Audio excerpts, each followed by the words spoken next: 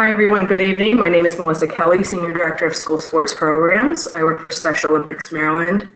Welcome to the pre-competition webinar for Unified Strength and Conditioning State High School Invitational. If you're joining online, you should see the front page of the event guide. This event guide will be distributed electronically tomorrow morning with a recording of the webinar as well and any supplement documents that are referred to.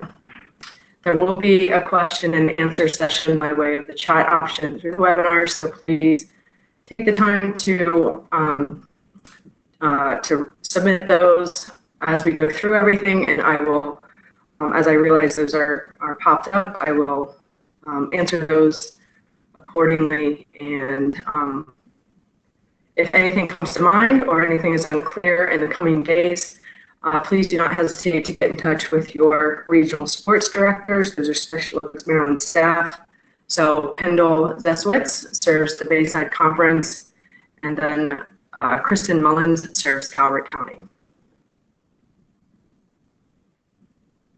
So an overview of the tournament. I'm not going to go through every page line by line, word for word. I trust that you all, as the good coaches you are and true professionals, you will review this information meticulously. So I will touch on the points of emphasis and highlights. On this page particularly, we will focus on the schedule. So volunteer check-in will occur between 9 and 9:30. Schools are expected to arrive between 9 o'clock and 9:45. Something new we're introducing this year from 9:30 until 10:15, the stations. With the exception of the powerlifting stations, will be open for warm-up. So true to competition, we want to give student athletes the opportunity to warm up and become acclimated with their surroundings in the venue. So the stations will be open for everyone to participate. As this is our first quote-unquote go at this, please be understanding and cooperative as we try to make this as user-friendly and cooperative as possible. Also, please know that we will be training the volunteers during this time, so please be mindful of that as well. And certainly, your understanding is appreciated and your flexibility, and we hope to receive your candid feedback post-tournament so that we can make this opportunity better. With that, opening ceremony will begin promptly at 10 a.m. And then the competition-related timeline is at 10:30, and this is anticipated. It's all subject to the pace of opening ceremony, which I don't anticipate being more than 20 minutes. So at 10:30 will be the first call. The first heat will be called to report to their stations. And I say call in a figurative way. We will not have any audio announcements or what have you. I'll get to it shortly as far as the reporting times and the staging procedures and such.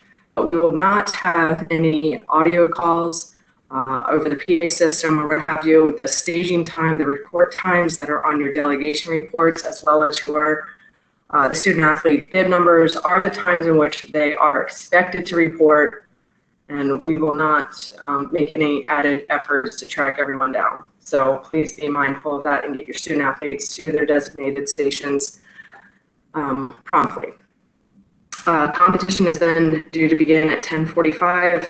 For those of you who are veterans of the sport, you know and understand that there are some learning curves and such as we start out of the gates with the first event, so please be patient and mindful of that.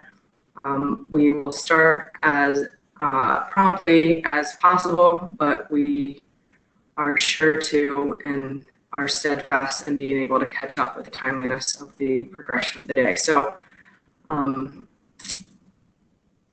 moving on, so lunch will be available at 11 a.m. And that will be in the auxiliary gym. And we'll get to the layout of the venue here momentarily. And then awards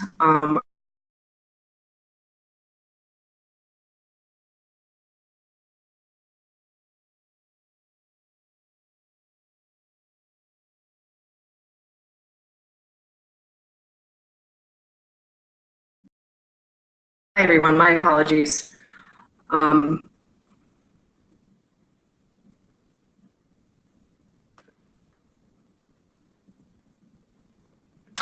Moving on, so lunch is available at 11 a.m. And that will be in the auxiliary gym. We will review the layout of the venue here momentarily with a diagram of the auxiliary gym and the facility as a whole.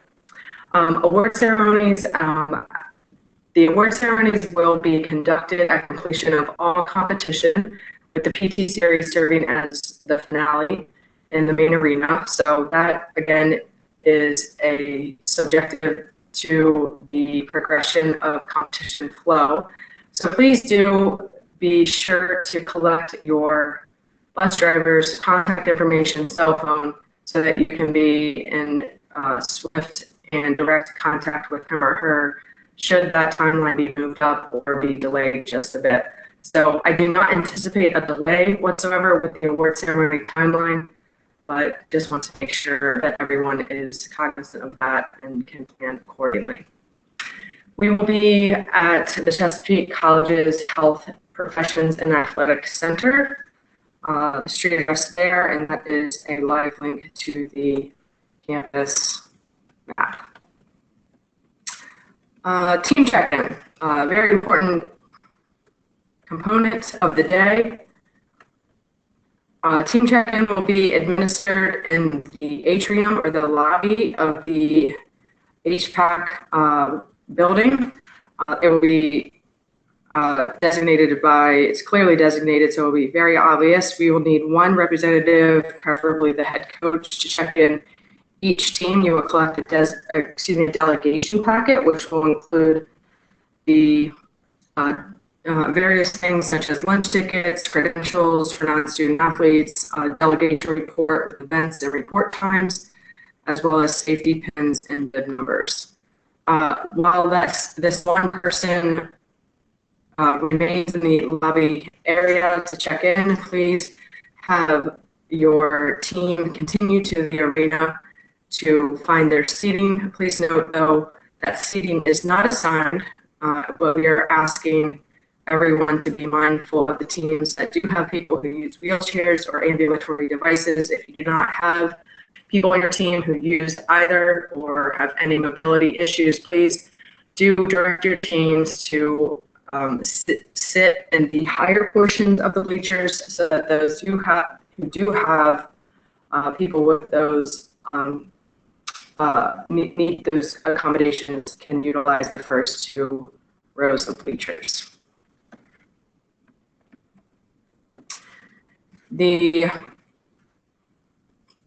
In your delegation packet, coaches, you will find a delegation report, as I said, and then as well a report with your respective team members and the report times for each of their events. So that, as we refer to it in our office, is your Bible.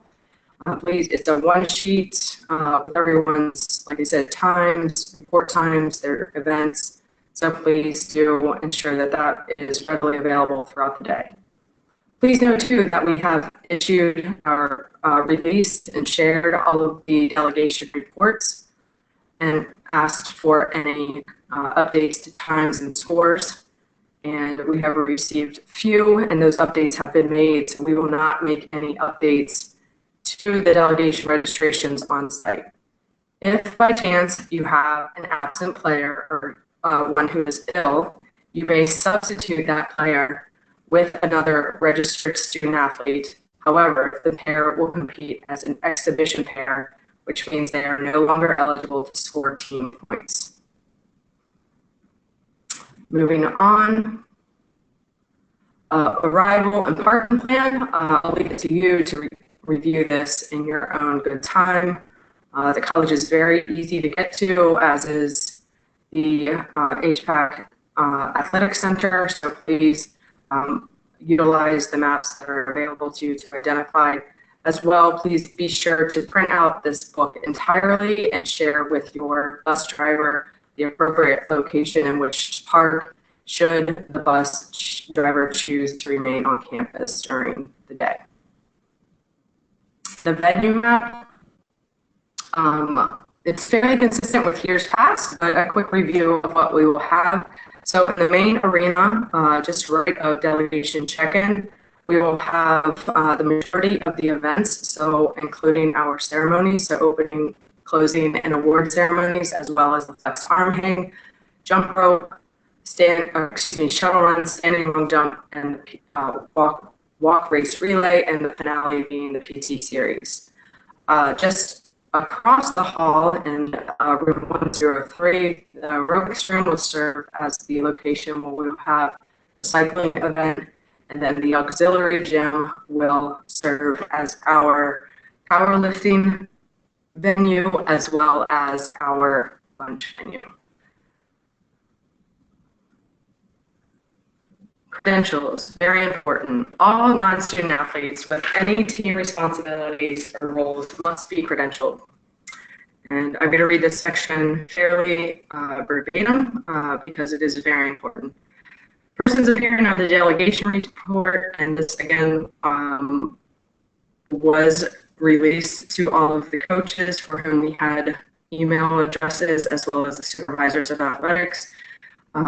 The listing of those who would receive, who are eligible, or who had requested the proper credentialing.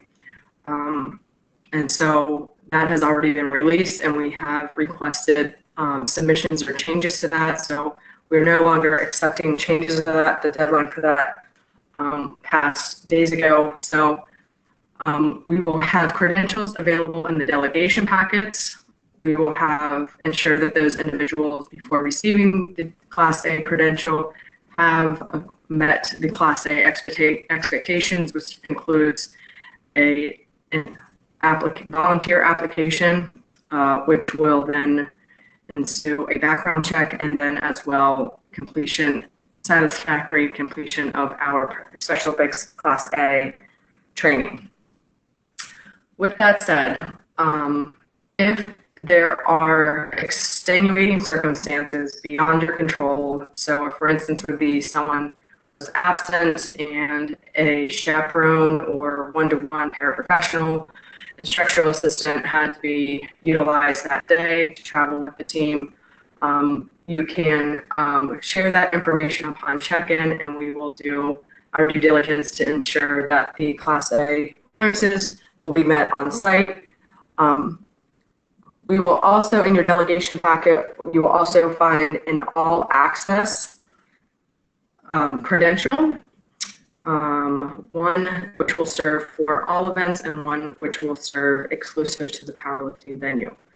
So the all-access credential can be transferred to anyone who is officially registered, while the credential will allow access to the competitions area. One may not coach in the competition area. Once a competitor enters the competition area, all coaching must stop. This includes coaching in between non-consecutive attempts, which is relevant to the standing long jump. And then the same holds true with the powerlifting venue. We are going to be more diligent this year with trying to control the competition area, so we would rather to encourage independence and as well highlight the student athletes who are competing. We ask your cooperation in trying to ensure that non-student athletes remain in the spectator area and not be in the competition area, so really in the bleacher seating or general seating in the auxiliary gym. And that holds true for any student athlete who is not competing. So if they're not reporting or moving to their staging area or their event, please do. We ask your cooperation in trying to ensure the student athletes who are not competing remain as spectators. So with regard to instructional assistance or coaching, just so everyone is, it's well known that violations of the no coaching policy, the first offense would be a warning, second offense would be the team will be sanctioned 1 point, third offense, the violating party credential will be revoked and pulled, and the coach is to remain in the spectator seating area, and then his or her respective team will be sanctioned 2 team points. I surely hope that that does not come to be executed on site. So again, appreciate your cooperation. Food service, Special Olympics Maryland will provide lunches for all registered delegates. So that would include student athletes, coaches, and volunteers for free. A cash-only concession stand will be available. Otherwise, coaches, please plan accordingly. Ceremonies. Opening ceremony will begin, that's a misprint, will begin promptly at 10 a.m. So opening is an excellent way to recognize and highlight student athletes who model exceptional sportsmanship. At last check, we had one submission, so please do take the time to nominate a participant. We're looking for torchbearers, people to administer the oath, so that would be coach's oath as well as student athlete oath, performers of the national anthem, so both vocal and instrumental, which would be very welcome. So please do take the time to visit that link. It's just 3 short entries, and we will select persons probably over the weekend, at the latest on Monday, and notify you accordingly. Awards will begin promptly, or excuse me, approximately at 3:30, 4 o'clock, as stated previously. So please, again, be patient and flexible with that. Medical. We will have medical personnel on site. They will be roving. Please do ensure that you put into practice your school system precautions, such as traveling with a student athlete emergency card. And in an abundance of caution, please do make sure that if anyone who is traveling in your party, so that could be a student athlete, paraprofessional, non-student athlete, so on and so forth, if anyone has an extenuating medical conditions, please do notify us so that we are well aware and can have that on our radar, quote unquote, and can alert our medical staff. We will not breach confidentiality. We will simply notify the medical staff so that they can be aware of it. Better safe than sorry to have that well known in advance. So with that, if any of those circumstances do exist, please do email myself and your respective regional sports director. Once again, serving the BSEC conference, Kendall Sestwitz, and then Calvert County Schools, it's Kristen Mullins. Our emails are often there. Evaluations.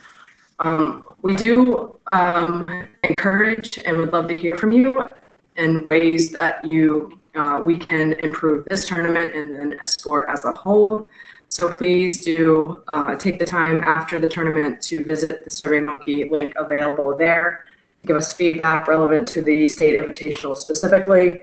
And then if you have any feedback relevant to Unified Strength and Conditioning or the Unified Sports Program overall, you can feel free to email me directly. Not that we have had this issue in the past, but our social noisemakers are prohibited. With regard to weather, the inclement weather date is Thursday, February 8th. We will make the announcement no later than 7 a.m. the day of the competition. If we have a threat of inclement weather, we try as best we can to give no less than 26 hours notice. If it's assured an easy decision, that's our timeliness of that, no less than 26 hours. Understanding that most school systems will not be charged for their transportation if they give notice to the transportation system with 24 or more hours notice. So we will make the announcement by way of Nixle, Twitter, Facebook, and our phone events hotline. So please make note of that. I strongly encourage the Nixle option. That's an automated text messaging service. And you can unsubscribe so that you don't get littered or inundated with notices thereafter. We have almost exclusively utilized Nixle for this purpose, so it's not like we use it all that much, so it wouldn't be much of a nuisance, but it's the same. If you only coach strength and conditioning, this would be a good opportunity. There's the option to unsubscribe, so please make note of that as well. With regard to competition, we don't get into a lot of detail in the section of the event guide, knowing that the Interscholastic Unified Strength and Conditioning Coaches Resource Guide will govern all competition. With that, the team divisions are set, so the team divisions are assigned according to scoring opportunities. So that is the number of entries per school. So this is the breakdown accordingly. In division, we've opted to utilize 3 divisions. As you can see, in team division 1, we have scoring opportunities of 6, 6 and 8, and team division 2, all schools have 9 scoring opportunities, and team division 3 varies between 10, 13, and 14. So in order to balance the inherent advantage to the inconsistent scoring opportunities, we will have a quote-unquote weighted or handicapped scoring system, which explained in number 2 there. So at the outset, team scoring will be awarded 5 points for first place finish, 3 points for second place finish, 1 point in a third place finish. And coaches, please know that this is a reiteration of what is in your coaches resource guide, so nothing should be a surprise here. Number 2 references the weighted system. It does give specific head counts or roster counts for team division 3, so with 10, 13, and 14, and how that will be calculated accordingly. So please review that at your leisure and be meticulous about it. We want nothing more than to be fair, diligent, and accurate with our calculations. So if you ever see anything that is not as truest or valid, please do not hesitate to speak up and bring it to the tournament, to the attention of the tournament personnel, so that we can address it and swiftly and make the necessary corrections should it allow. Final standings will be determined by adding together the total number of points accrued in the competition pairs for the high school teams.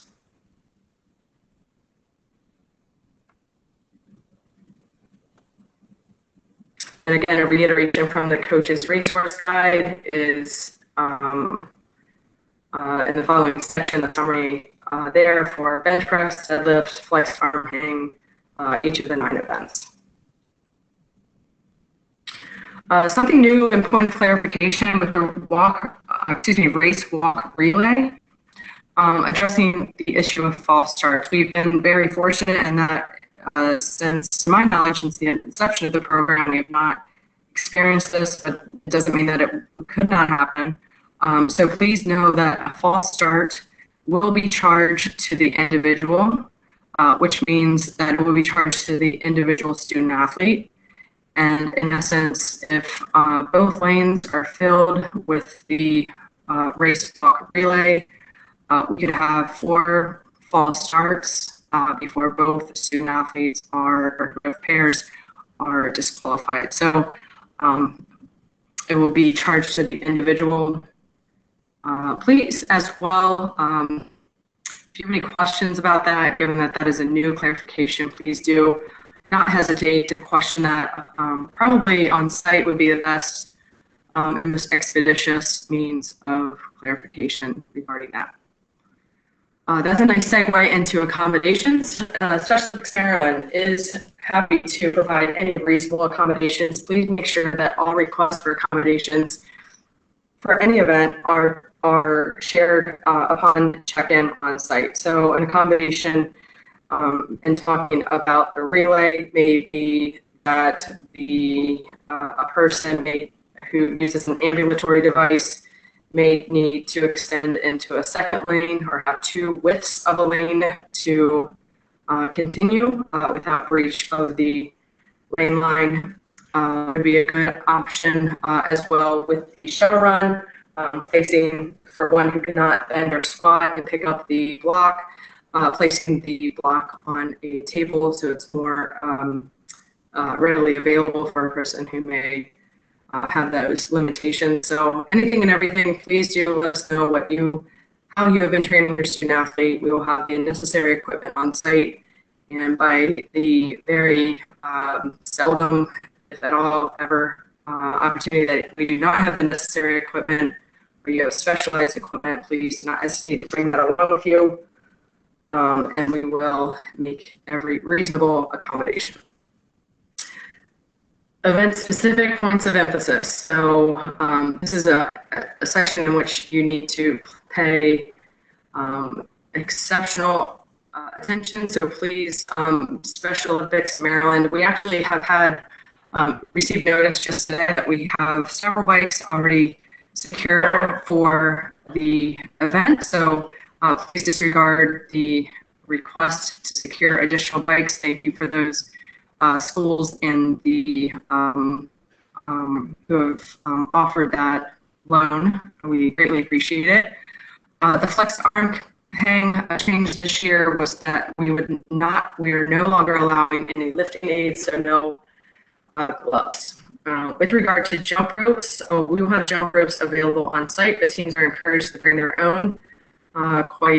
Honestly, our jump ropes are the same that have been issued to your schools. However, they rest in our warehouse for 360 days of the year, so they might be a little stiff. So ones that you're using regularly in training and such will probably be the better option. So feel free to bring those along.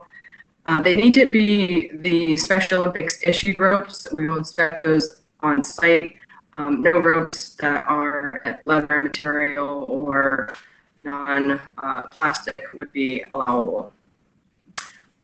Jumpers, so this is also a new expectation. Jumpers are to remain on the heavy-duty mats, which will be placed in position or immediate disqualification will ensue. So we'll have heavy-duty mats, which will be secured to the floor.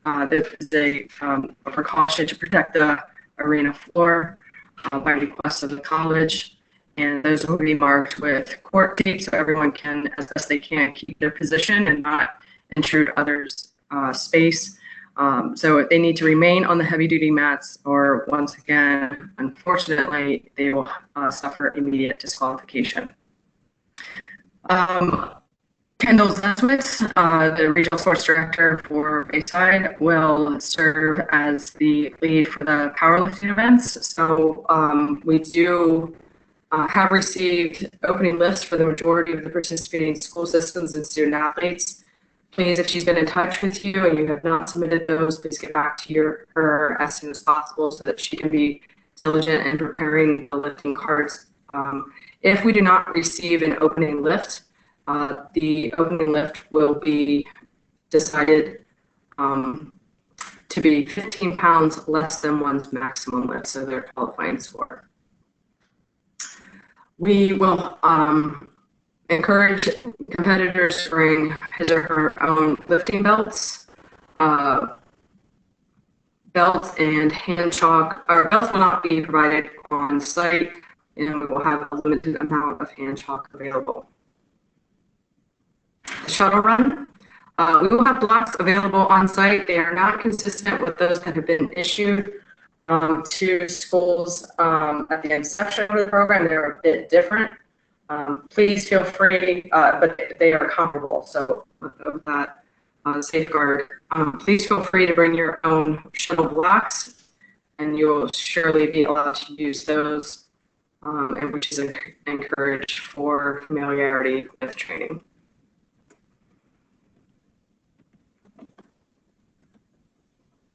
Moving on, we covered the warm-up option a bit earlier with regard to uniforms. Please, with this sport, really more than almost any other unified sports, with the exception of track and field, it is very imperative that you ensure all of your student athletes arrive, and even before they board the bus, are outfitted accordingly and appropriately for safety precautions. So school issued unified strength conditioning shirt, appropriate footwear, which would include sneakers, tennis shoes. We will not allow sandals, slippers, dress shoes, or boots. And then athletic shorts, preferably of the same color among all team members, but that is not a requirement. And then without exception, we expect no jeans of any color, no dress pants or cargo pants, which are defined as pants or pant skirts or shorts with side pockets along the hips. As well, because this is an indoor event, we will not allow hats or headwear unless it is for religious or medical reasons. Bib numbers. In your delegation packets, as previously mentioned, you will receive bib numbers. Those are, you will also receive safety pins. Those are to be attached using the safety pins to the front of the torso as illustrated in the image there.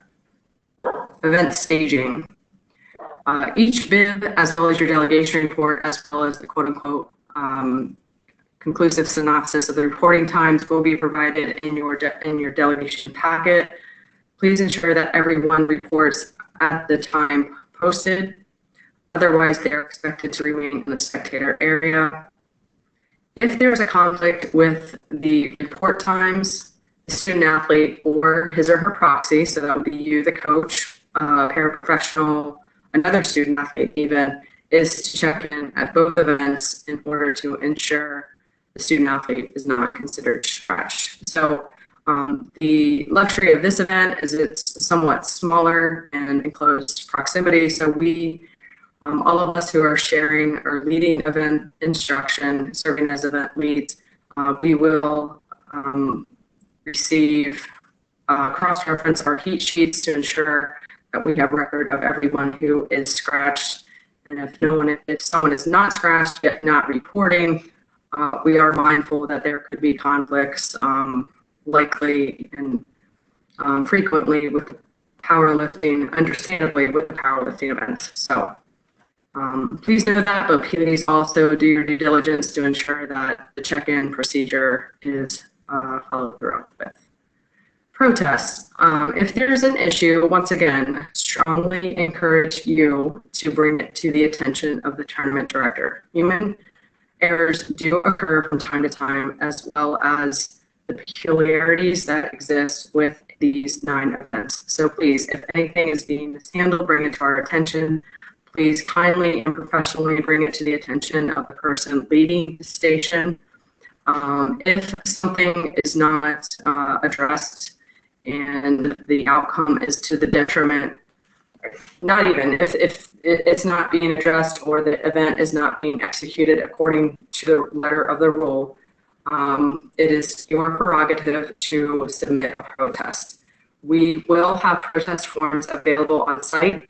A common occurrence and the rare occurrence that we have a protest or receive a protest in the essence of time, we will accept or hear the protest by way of verbal communication. So we will, once being notified that a protest is being received, we will convene the sports rules committee and have the coach or student athlete share his or her dispute, have the other parties that are subject to the protest give his or her feedback on the matter, and then we will make a decision. So we are looking for 2 coaches and a student athlete. I'll be in touch with naming those individuals here in the coming days. That concludes the presentation of the event guide. Once again, this is simply a meticulous review, obviously, of the coaches, or excuse me, the event guide. Not seeing any questions by way of the chat. Hey, you will receive. It's Kendall. Yes. I have something real quick for everybody. So I just received a list of all of the coaches with who I still need volunteer applications and protected behaviors from. So please keep an eye out. Tomorrow morning, I'm going to be reaching out to you first by email, and then after the school day is over, I'll give you a call if I haven't heard anything back. But I do need a lot of people to kind of turn this around as quickly as possible so we can be prepared for the event next week. And also, if you have not submitted your starting list and you have athletes who are competing in the deadlift or the bench press, please also send that to me. I believe I have a majority of everyone, but I'm going to be working on those tomorrow, so I'd like to get it taken care of with plenty of time in advance in case there's any changes that need to be made. Great. Thank you, Kendall. Yeah. So That information will be included in the follow-up email as well, those reminders. Not hearing or seeing any other questions. I just wanted to take a moment to advertise an opportunity on a personal level for a program that is sponsored by the Tim Tebow Foundation. And Kendall, given that you're on the phone, I'll cover this as best as I can, but feel free to chime in as well. So, as I understand it, our Upper Shores we refer to it as a community program, received a grant by way of the Tim Tebow Foundation, that is the Tim Tebow from the NFL. And this is, for all intents and purposes, a prom for people with disabilities. So it's a night to shine. This is Friday, February 9th. Our Upper Shore program has been reaching out to school systems and other avenues in which to advertise this opportunity for people. There is an opportunity for people with any sort of disability, intellectual or otherwise, to register. People with a disability, pardon me while I refer to my notes. People with a disability, we have approximately 26 spots available. The buddy spots are for, quote unquote, as they put it, typical or unified partners. We looks to have about 20 of those individuals already secured. So people with disabilities need to be age of 14 or older, and then people without disabilities need to be 16 or older. You need to have advanced registration. They will not take walk-ups because there needs to be registrations completed and such. And then as well, release of liability. There are options for people who are transporting to enjoy a respite area. So they will be separate from everyone. So to, again, encourage independence and for everyone, the participants, both with disabilities and without, to enjoy this experience, this prom-like experience. So Kendall, anything to add? No, I don't have anything else.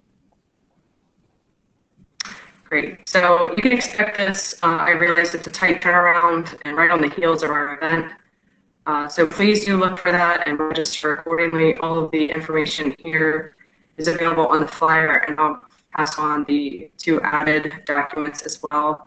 Please share that with your families. It's really a great opportunity and one that everyone will thoroughly enjoy. There's I don't see that there's any deadline, but certainly want to get, as space is limited, want to get your registration requests in as soon as possible.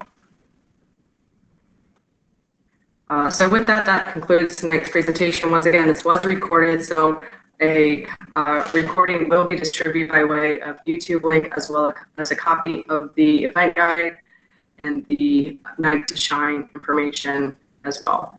If you have any questions or concerns in the coming days leading up to the state tournament, I need you to strictly adhere to the lines of communication, so working through your regional sports directors, Kendall and Kristen, as my attention and resources need to really be focused exclusively on the preparedness and make sure we have a great event. So thank you all once again for all you do for offering inclusive experiences, training opportunities, and competition in your schools and communities. We look forward to hosting you on Tuesday at Chesapeake College. Good night, everyone.